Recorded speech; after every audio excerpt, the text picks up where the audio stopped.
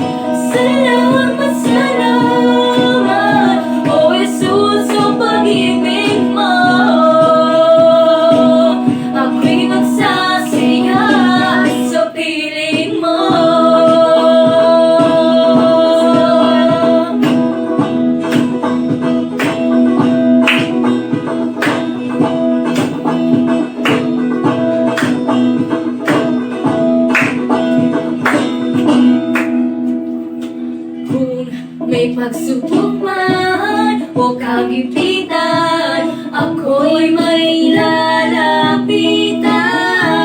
Ikaw, Jesus, ang aking sandigan, hindi mo ko pababayaan. Di ko kayang isipin, hindi ko kayang sukatin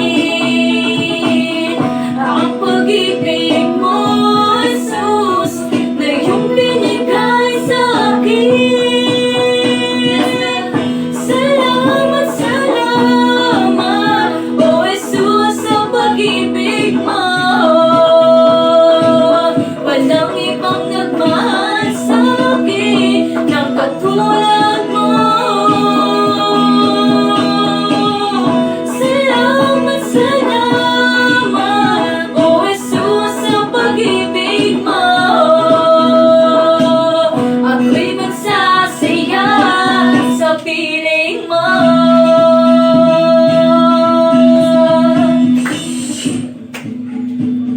Dito ba, Lauren?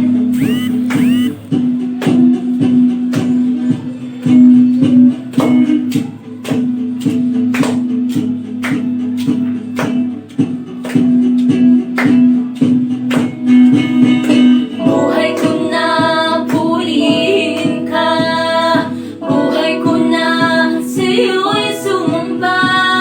Wala nang ibang nanaisin pa, kundi pasalamatan ka. Buhay ko na purihin ka, buhay ko na sa'yo'y sumamba. Wala nang ibang nanaisin pa, kundi pasalamatan ka.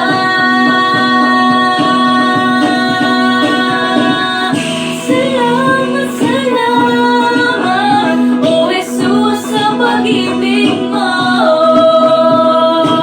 Walang ibang nagmahal sa akin ng katulad mo. Salamat, salamat, O Jesus, sa pag-ibig mo. Ako'y magsasaya sa piling mo. Ako'y magsasaya sa piling mo. Ako'y magsasaya sa piling mo.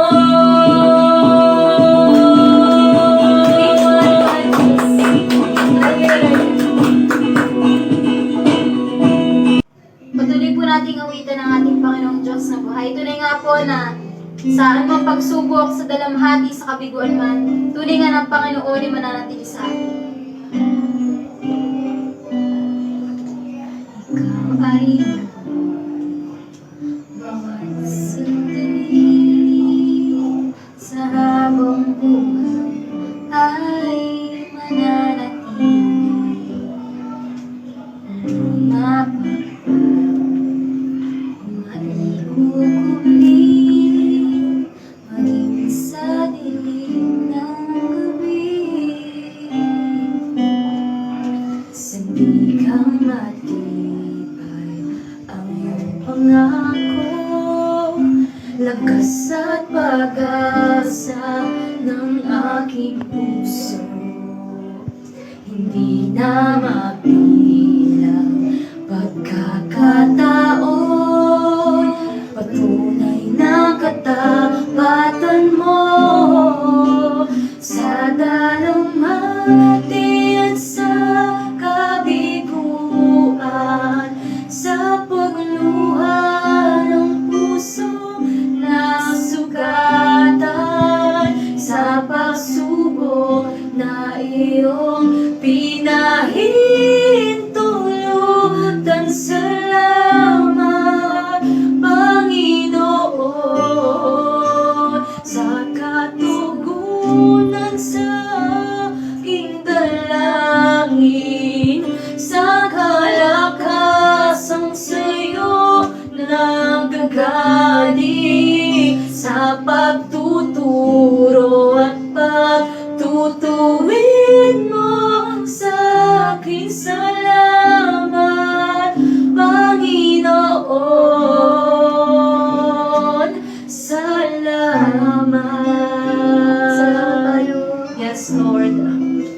Maraming salamat, Jesus.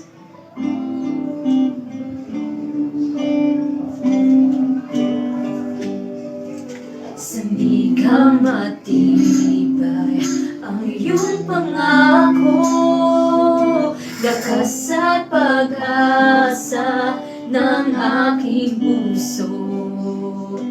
Hindi na mapilang pagkakataon, patunay ng katapatan mo sa dalamhati at sa kabiguan, sa pagluha ng pusong nasugatan, sa pagtubok na iyong pinahintulutan. Salamat, Panginoon, sa katugunan sa aking dalangin, sa kalakasang sa'yo nanggagaling, sa pagtuturo at pagtutuwid mo sa aking salamat, Panginoon. Salamat.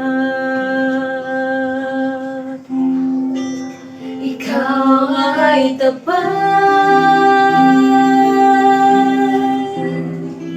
sa'yo ang papuri at pasasalamat.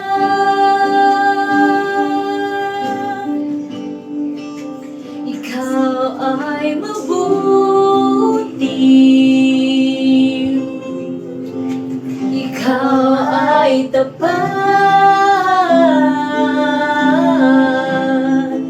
sa'yo ang papuri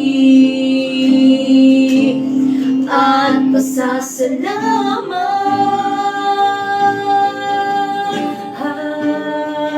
Ikaw ay mabuti,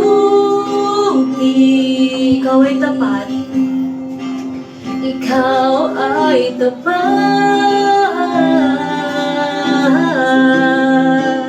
sa'yo ang papuri at pasasalamat.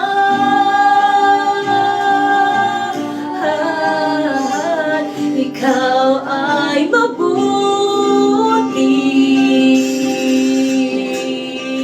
ikaw ay tapat,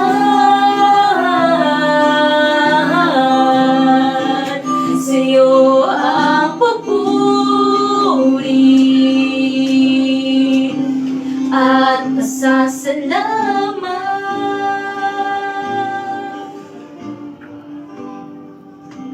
Sa dalamhati at sa kabiguan, sa pagluha ng pusong nasugatan, sa pagsubok na iyong pinahintulutan. Salamat, Panginoon. Salamat. Lakpan po natin ang Salamat, O Diyos.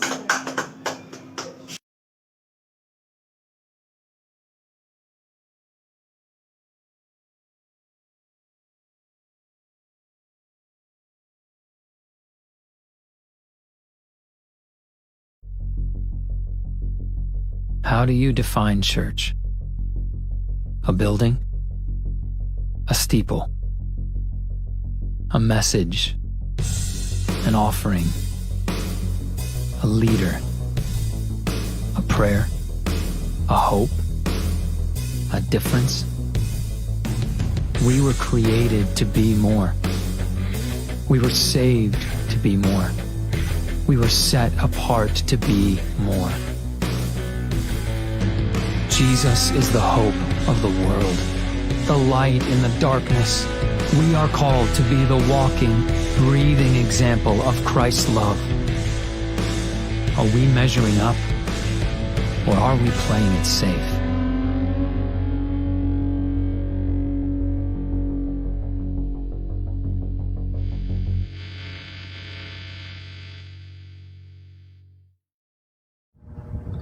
Alright, so good morning po sa ating lahat. Tunay nga po na nakalulugod sa Lord na tayo po ay nagsama-samang mag-awitan, magpuri, mag-alay ng ating pagsamba sa ating Panginoon sa umagang ito. At tunay nga na nakalulugod sa Lord na tayo ay patuloy nagsama-sama upang maihayag natin na ang Diyos ay buhay sa ating kalagitnaan, na si Jesucristo ang ating tagapagligtas, ang ating Panginoon. So ngayong umaga ay pagpapatuloy po natin ang ating pagsamba sa ating Panginoon na lumikha sa pamamagitan po ng pakikinig ng kanyang salita. Kaya naman ang bawat isa ay inaanyayahan ko na tayo po ay samahan nyo ko na manalangin at dumulog sa Lord sa mga oras na ito. Sige po, tayo po ay manalangin. Dakilang Diyos, aming Ama, maraming salamat Lord God sa patuloy Panginoon na iyo pong protection sa aming buhay. Salamat Lord God sa kalayaan na ito o Diyos na ipinagkaloob mo upang kami ay magpuri at magpasalamat sa iyong ngalan. Maidakila o Lord at maitaas o Lord Yahweh ang iyo pong pangalan. Lord, sa umagang ito hinihiling po namin ang iyo pong banal na pagkilos at gamit mo Lord God ng iyo pong banal na salita upang sa ganun Lord God ay ito ay matumimo o Lord sa aming puso, at panalangin po namin Panginoon ng aming puso na rin Panginoon, nawa o Diyos ito ay maging matabang lupa o God upang sa ganun sa bawat binhi ng iyong banal na salita ito Lord God ay umusbong, tumubo at higit sa lahat mamunga Panginoon sa aming mga buhay. Kay Lord God, naanyahan po namin ng banal mong Espiritu sa aming kalagitnaan na siya pong manguna o Lord God sa aming mga buhay sa mga oras na to. Sa iyo po o Diyos ng papuri at pagdakila sa pangalan o Lord God ng iyo pong anak na si Jesucristo, kalakip ng iyo pong banal na Espiritu. Ang lahat po ay magsabi ng Amen.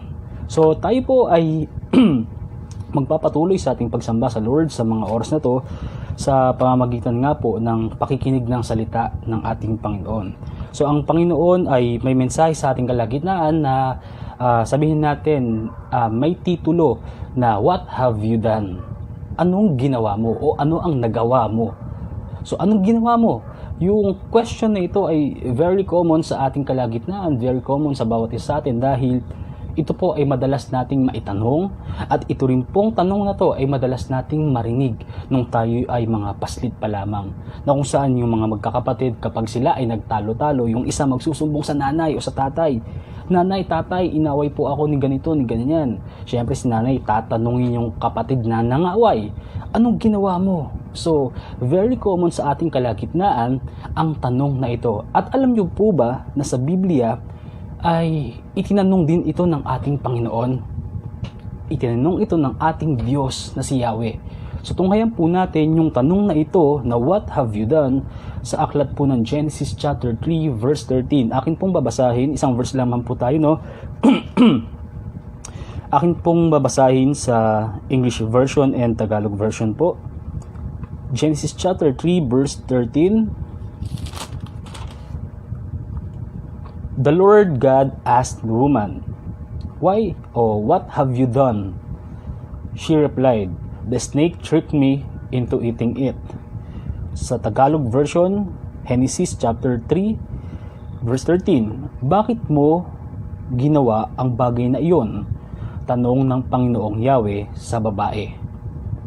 "Mangyari po'y nilinlang ako ng ahas, kaya ako ay natukso at kumain." Sagot naman nito. So ito pong verse na ito at itong common question na ito ang tinanong ng Lord kay Eva, na kung saan, Eva, ano ang ginawa mo?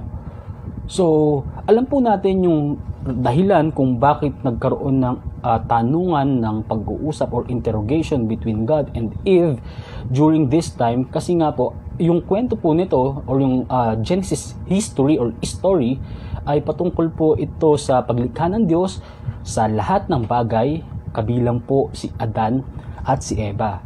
At inatasan ng Diyos na pamahalaan ang kanyang lahat ng nilikha at maaari nilang kainin ang lahat ng bungang kahoy maliban sa isa. At ito nga po yung fruit of knowledge or bunga ng kaalaman. Ngunit dumating yung araw na itong si Eva ay habang ipaparaphrase ko lang yung istorya, habang siya ay namamasyal, ine-enjoy yung creation ng Lord, habang siya po ay tinitignan yung tanawin yung kagandahan ng likha ng Diyos, dumating itong si Ahaz, na kung saan si Ahaz na masyadong mabulaklak yung kanyang bibig at yung kanyang panunukso kay Eva, itong si Eva ay agad namang natukso at kumain siya ng bunga na ipinagbabawal ng Diyos. Kaya humantong sa pagkakataon o sa punto na ang Diyos ay hinanap si Eva at si Adan. At sila nga po ay nagtago dahil nga sila ay nahihiya dahil sila ay hubad. So ngayon po, nagtanong ang Diyos ng what have you done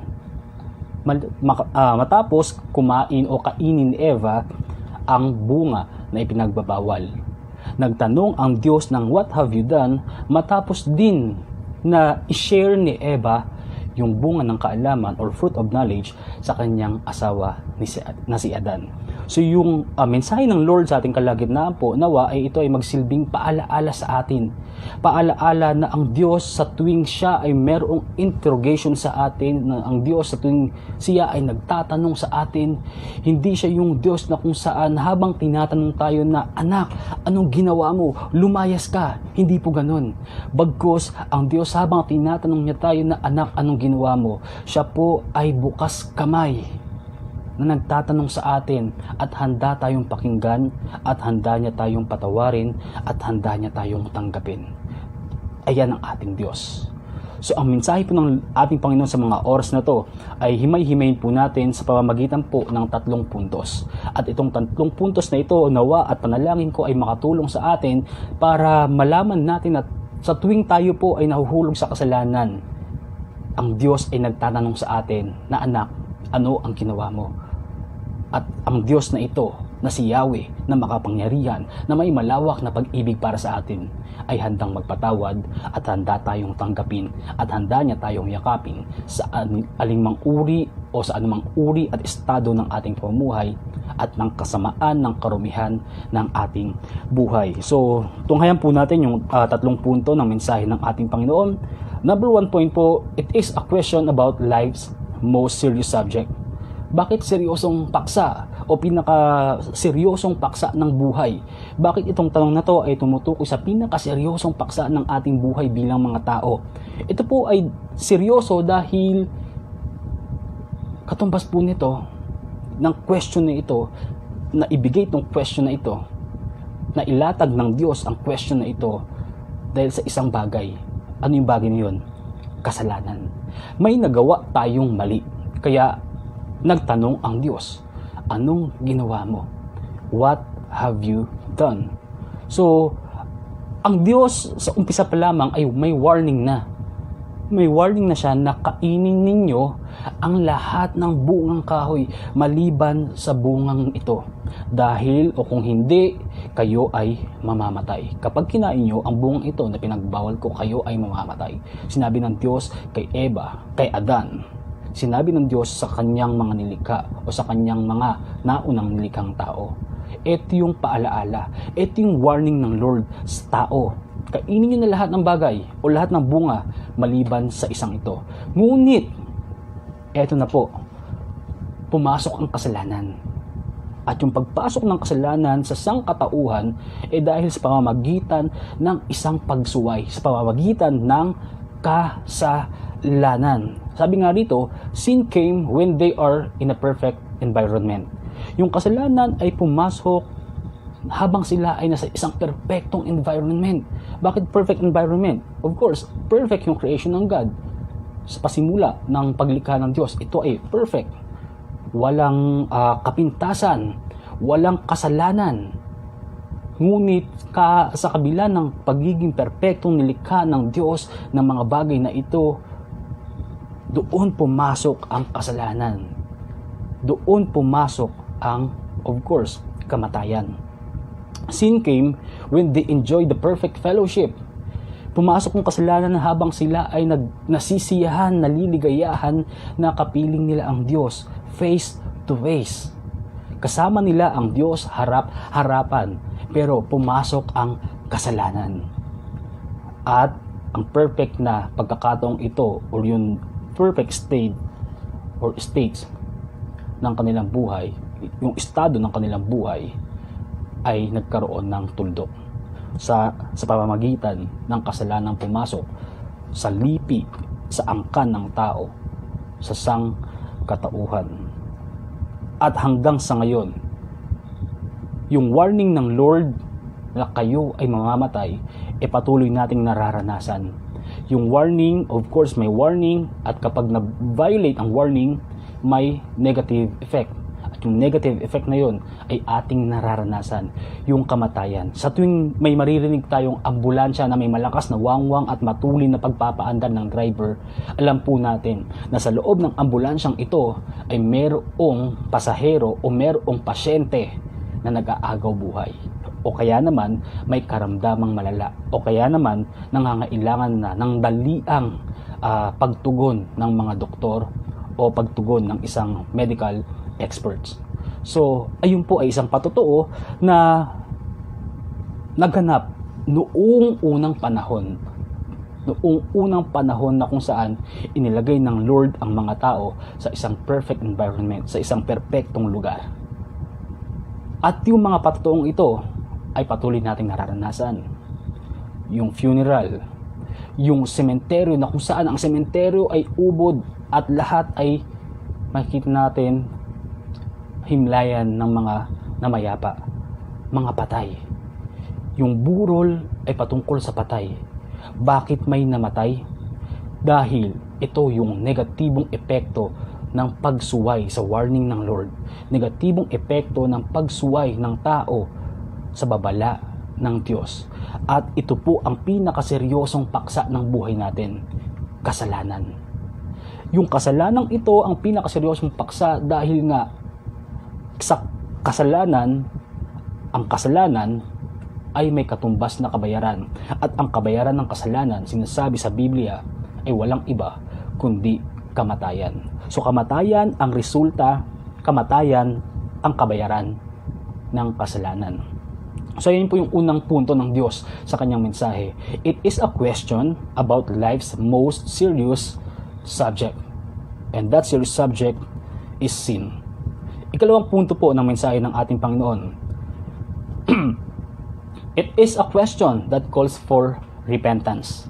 Ito yung tanong na kung saan magdudulot sa atin ng pagtalikod sa ating mga nagawang kasalanan, paghingi ng kapatawaran sa ating mga nagawang kasalanan. Kapag tayo ay tinanong ng ating Panginoon, what have you done? Itong specific question ng Lord na ito ay nangangailangan din ng specific answer.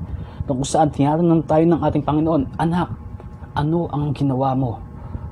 So, ito yung pagkakataon natin na mag-repent sa Lord. Dahil sinasabi ng Biblia na ang Diyos ay tapat na patatawarin tayo. Pakikinggan niya ang ating mga hinaing, ang ating mga kasalanan, ilalatag natin sa Kanya ang ating mga kasalanan, at siya ay tapat na magpapatawad sa atin. Siya ay tapat na maglilinis sa ating maruming puso. Ito yung tanong na may pagkakataon na tayo ay magsising muli o humingi ng kapatawaran. At sa kabila ng kapatawaran na ito, of course, ito ay tinatawag po nating merong 90-degree turn. Na ito yung kasalanan mo, dapat mag 90 degree ka. Hindi mo na ipagpapatuloy yung kasalanan na ito.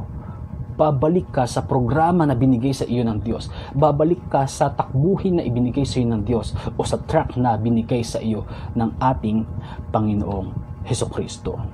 So, ang question na ito ay tinatawag nating hindi para ma-condemn tayo, kundi para ma-convict tayo. Ano yung pagkakaiba ng dalawa, yung condemnation and conviction? So, ang condemnation ay parang ganito. Sa paaralan po, Pag sinabing for condemnation na ang isang bagay, bahala na kung sino yung may gusto. Kunin nyo kung gusto nyo kunin, gawin yung panggatong kung gusto nyo gawin panggatong, ibenta nyo kung gusto nyo ibenta. Sa madaling salita po, for condemnation na ang isang bagay sa paaralan, ito ay bibitawan ng paaralan at tatanggalin na po sa pinaka-inventory list ng paaralan. So ito ay mawawala sa inventory ng paaralan. So magiging, kung mawala man siya, kung masira man siya, baliwala na. Ayan yung for condemnation.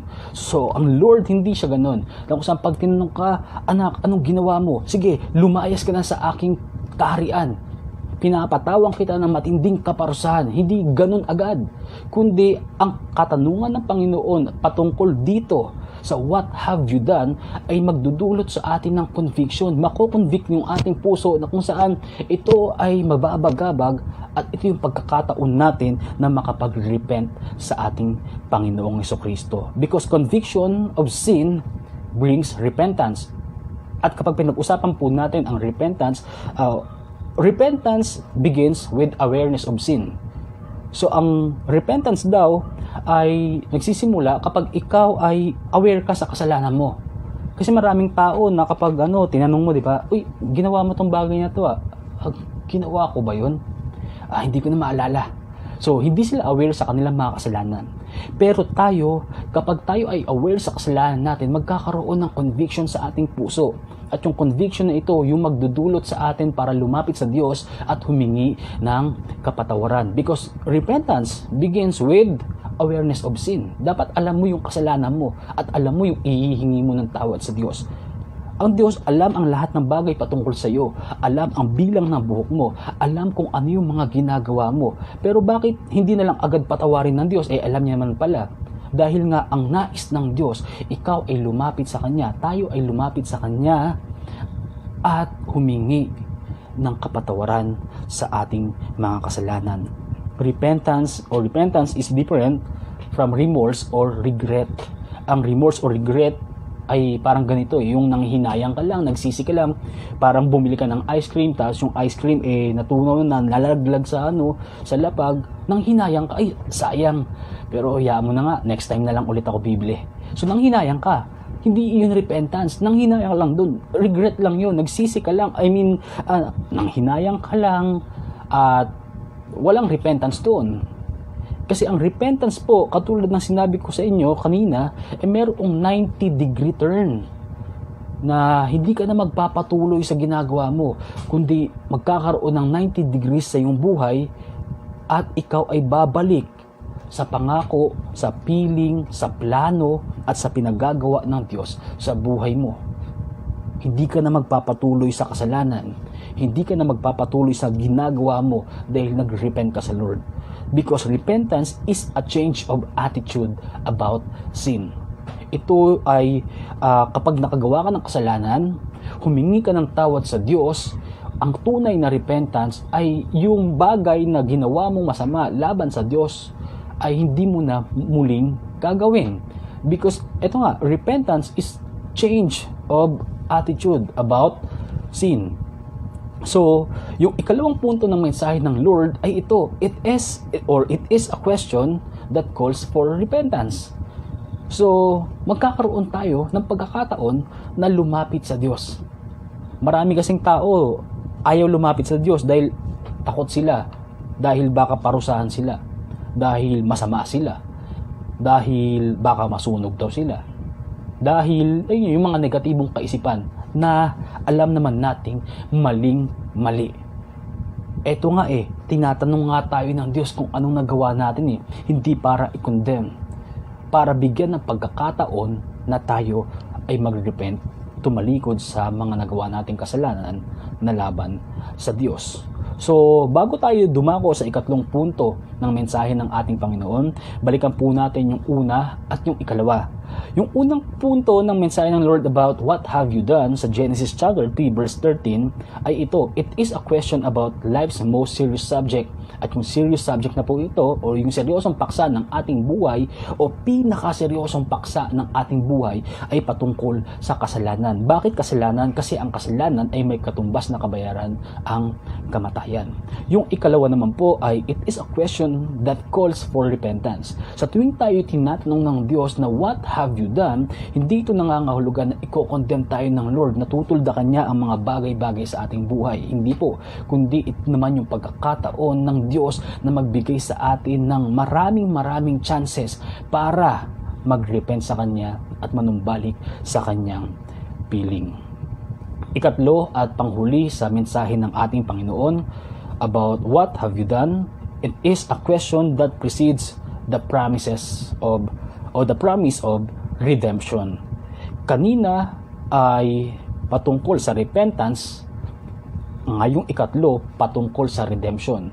Yung tatlong bagay na ito, tatlong punto ng mensahe ng Lord, kasalanan at kamatayan, paghingi ng tawad, pagtalikod sa ating mga maling gawa, at yung pagtubos sa atin, yung tinatawag nating redemption. So katulad ni Eva at katulad ng maraming tao sa mundong ito, lahat po tayo ay nakagagawa ng mali, ng kasalanan at labag sa kagustuhan ng ating Panginoon. Sinasabi sa Roma chapter 3:23 na lahat ay nagkasala at walang sino man ang naging karapat-dapat. No one of us is righteous sa harapan ng ating Panginoon kasi nga lahat tayo ay bumali ng batas ng ating Panginoon, bumali sa kalooban ng ating Panginoon. But God offers forgiveness. Not just only forgiveness, but of course, the most important thing is yung tinatawag po nating eternal life to sinners. Ang Diyos ay naparito hindi para sa mga banal, hindi para sa matutuwid, kundi para sa mga makasalanan. So bakit ang mga makasalanang tao ay natatakot na lumapit sa Diyos? Natatakot na tanungin ng Diyos? Samantalang ang purpose pala ng Lord kung bakit siya nagtatanong ay para magkaroon tayo ng panahon na magsisi, oras para magsisi sa ating mga nagawang kasalanan at pagkakataon na makamtan natin yung tinatawag na redemption, yung pagpapatawad ng Diyos at yung buhay na walang hanggan. Napaka-importante pong bagay nito at ito yung dapat nating tandaan, mga kapatid. Sa anumang bagay na ginagawa mo, na ginawa mo na mali sa harapan ng Diyos, tandaan niyo po ito, tandaan po natin ito, mahal tayo ng Diyos. Anuman yung mali na ginawa natin sa harapan ng Diyos, isipin niyo na ang lahat ng nagawa niyo sa harapan ng Diyos. Isipin niyo na lahat ng mali na ginawa ninyo laban sa Diyos. Katumbas lamang po niyan ng salitang ito. Mahal tayo ng Diyos. Mahal ka ng Diyos. Kaya kapatid, kung ikaw ay nalulugmok ngayon at nagkakaroon ng panlalamig sa iyong pananampalataya, mahal ka ng Diyos. Huwag mong pakinggan yung binubulong sa iyo ng kaaway na, ganyan ka talaga. Ipagpatuloy mo yung ganyang buhay mo. Kasiyahan sa mundo. Kasi sa piling ng Diyos, masaya pero mawawala yung kasiyahan yan. Pinakasinungaling sa ating buhay yung ating emotion. Ito yung isa sa pinakasinungaling dahil kapag yung emotion po natin ang bumalot sa ating kalooban, mapapa-oo tayo. Malulugmok tayo at mapapaniwala tayo sa bulong ng kaaway. Kaya naman, tandaan natin, mahal tayo ng Diyos. Hindi tayo i-condemn ng Lord, but binibigyan niya tayo ng pagkakataon na mag-repent at maipamalas ng Diyos ang kanyang dakilang layunin dito sa mundong ito, sa buhay mo at sa buhay ko, yung pagtubos, yung redemption sa ating mga buhay. May naalala po akong istorya patungkol sa bata na ginawan siya ng tatay niya ng bangka. Tapos itong batang ito ay tuwang-tuwa dahil meron siyang bangka. Pinaglalaruan niya to sa maliit na sapa or kanal, sabihin natin, at hanggang sa lumakas yung agos at yung bangkang ito na paborito niya dahil gawa ito ng kanyang tatay na karpintero, inagos at napalayo sa kanya at hindi niya ito nakuha. Hanggang siya ay nalungkot, umiyak at bumangong muli. Nag-ipon ng pera at ito ay kanyang muling natagpuan, kaso sa isang tindahan. Sa isang tindahan, pumasok siya at sabi niya, "Manong, yung bangkang iyan, akin po iyan, na iwala ko po kasi nung nilalaro ko. Pero hindi ito binigay ng manong. Ang sabi niya, sa akin na ito ngayon. Kung gusto mong mapasa iyo ito, bilhin mo o tubusin mo." Kaya itong si batang ito, nag-ipon, nagpursige upang maipon niya yung eksaktong amount na ibinigay sa kanya ni Manong Tindero. At nung makaipon na siya, pinaghirapan niya, pumunta siya sa tindahan at nagbigay ng pera kay Manong Tindero. "Manong, eto na po yung presyo na binanggit niyo po sa akin. Eto na po yung buong bayad para sa bangkang iyan." At si Manong, binigay niya ulit yung bangka kay bata. At sa sobrang kaligayahan, kagalakan ng puso ng batang ito, siya ay napaiyak at binigkas ang mga katagang ito. "Dati ay akin ka at ngayon muling napasa akin ka." Ganun tayo. Para tayong yung bangka na pagmamay-ari ng Diyos, nilikha ng Diyos, but because of the serious subject of our life, napahiwalay tayo. Because of sin, napahiwalay tayo sa ating lumikha. At tayo ay hinanap ng Diyos at tayo ay kanyang nasumpungan. Ngunit yung pagkakasumpong sa atin ng Panginoon ay may kabayaran. Ito yung redemption. Ito yung redemption na naganap sa ating kalagitnaan. Ibinigay ng Diyos ang kanyang bugtong na anak na si Jesucristo upang tayo ay matubos sa kasalanan at magkaroon ng pananampalataya sa Kanya at magkaroon tayo ng buhay na walang hanggan. At muli, tayo ay napasa Diyos ng muli. So, ayan po. Ibigay natin ang ating kasalanan sa ating Panginoon. Ilagay natin yung ating pananampalataya sa ating Panginoon, sapagkat ang kanyang grasya ay nag-uumapaw higit at sapat para sa atin. His grace is sufficient to save us.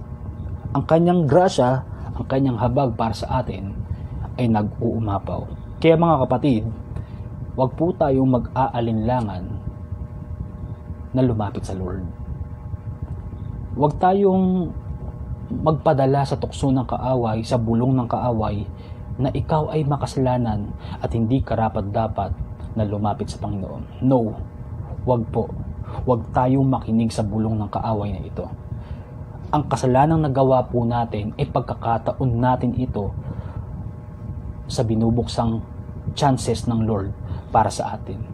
Chances to repent, chances to, mailatag natin sa ating Panginoon ang lahat ng karumihan ng ating puso at magkaroon ng buhay na walang hanggan. Pakinggan nyo ang tanong ng Diyos sa ating kalagitnaan. What have you done? Ang tanong at challenge sa atin sa mga oras na to bago tayo magtapos, bago tayo mag-closing prayer, ay ano po ang magiging tugon natin sa tanong ng ating mapagmahal na Panginoon. Isang imbitasyon ito ng ating Lord sa ating mga buhay. Ano yung magiging response natin?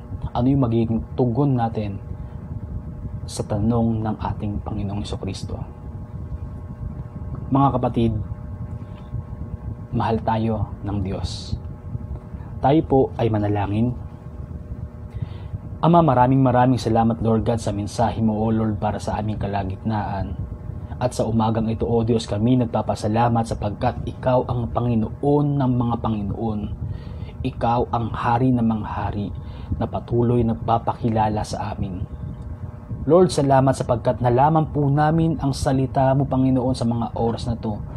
Isang katanungan, O Lord God, na nakita po namin na Ikaw ang Diyos na may banayad, na pag-ibig, may banayad, Lord God, na galit para sa amin. Hindi malalim ang iyong galit para sa amin, kundi isang banayad na galit lamang. Na kung saan sa tuwing Ikaw, Panginoon, ay nagtatanong sa mga bagay na nagawa namin, Panginoon, na labag sa iyong kalooban, ay bukas, Panginoon, ang iyong mga kamay. Handa kaming pakinggan, handa kaming patawarin, at handa kaming muling tanggapin, O Diyos. Kaya, Panginoon, sa mga kapatiran po ng sa ilalim, Lord God, ng God Almighty Community Church International Ministries, sa mga kapatiran po namin, Panginoon, na dumaranas, Lord God, ng bigati, ng pagkalinlang, O Lord, sa mga bulong ng kaaway, panalangin po namin na ito ay alisin mo sa kanilang isipan, sa kanilang puso, at makita nila, Lord God, ang mensahe mong ito, na Ikaw ang Diyos nagbibigay sa amin ng pagkakataon, O Lord God, na lumapit sa iyo at humingi ng kapatawaran sa aming mga kasalanan. At patuloy, Lord God, na maalis sa puso namin yung bagabag na dulot ng kasalanan, O Diyos. Kaya, Panginoon, hipuin mong aming puso, palambutin mo ito, O Lord God, upang sa ganun, Lord God, maging tama, O Diyos, yung pagtugon po namin, Panginoon, sa iyo pong katanungan na what have you done? Kaya, Lord God, patuloy, Panginoon, ang bawat isa amin ay pong mapagpala, sampu ng aming mga pamilya, O Lord God. Maraming salamat, O Diyos, sa iyo po ang papuri at pagdakila at pagluwalhati sa ngalan, Panginoon, ng iyong anak na si Jesucristo, kalakip ng iyong banal na Espiritu. Amen, Amen, and Amen. So maraming salamat, mga kapatid. Muli, bibigkasin ko po ang salitang ito. Mahal tayo ng Diyos.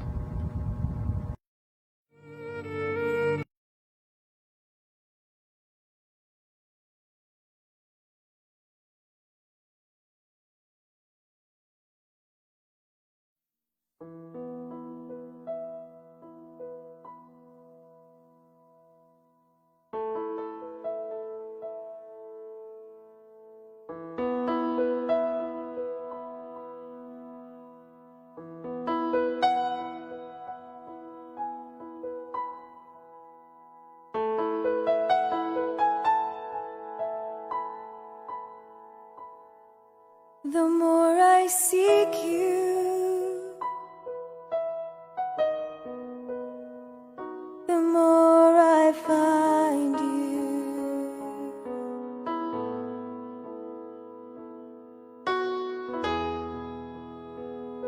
The more I find you,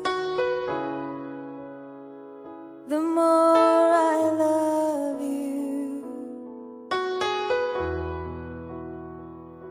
The more I seek you,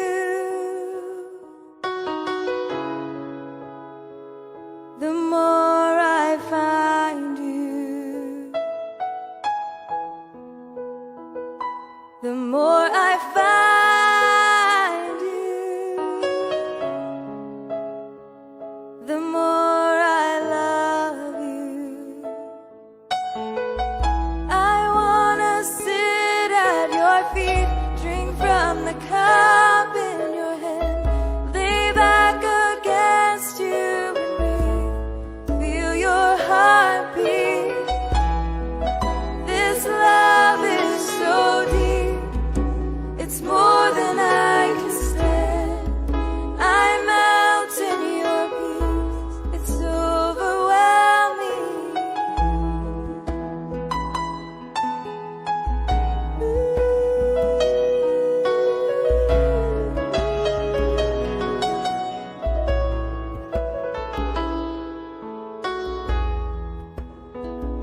The more I seek you,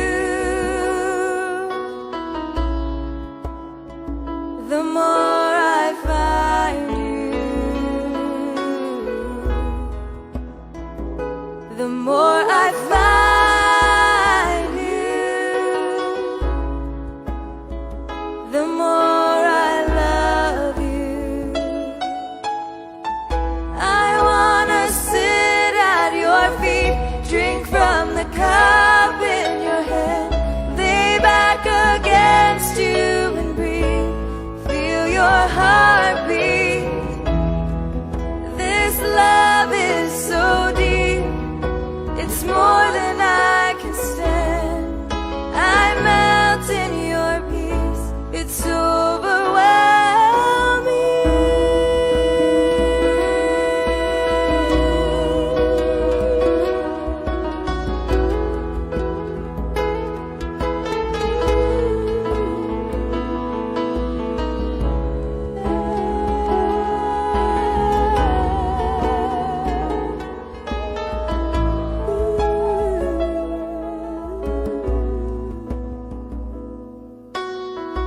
I wanna sit at your feet, drink from the cup in your hand, lay back against you and breathe, feel your heartbeat. This love is so deep, it's more than I can stand. I melt in your peace. Oh, I wanna sit at your feet, drink from the cup in your hand, lay back against you and breathe, feel your heartbeat. This love is so deep, it's more than I can stand. I melt in your peace.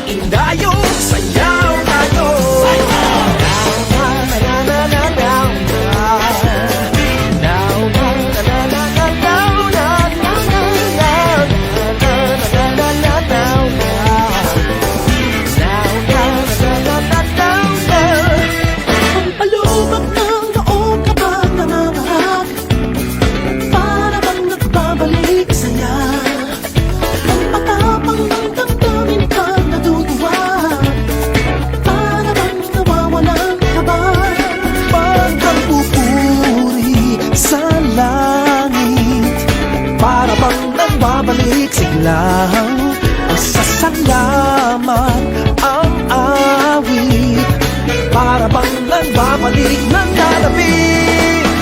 Hey, batlang people, wala ba kayong kamay? Kung dayong sayaw tayo. Hey, batlang people, wala ba kayong kamay?